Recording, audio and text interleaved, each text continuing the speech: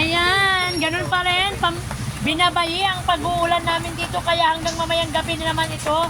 Wala naman pasok ang aming school na yon. Natuwan-tuwa mga kabataan, mga estudyante na walang pasok. Siyempre, gusto nilang maglaro, magtambay, yun ang gusto nila. Ayan ang aking ate Dayan, kakain na raw siya. Kailangan pa bang kumain?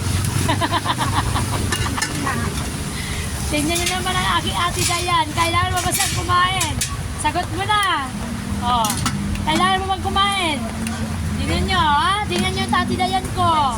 Kailangan para pinaka... Oh, kailangan pa raw siyang kumain. Hindi pinabasa sa katawan, ha? Lahat ng tao, payat man o mataba, nagugutom. Kaya, porque mataba si ate Dayan, huwag niyo pa, hindi pa natin pakakainin. Ayan na. Gusto niya kumain. Kaya mga kapagsi-joke lang yan, ha? Huwag kayong magagalit. Ganyan lang si Ate Bibet, nakiki-joke lang kasi tag-ulan yun.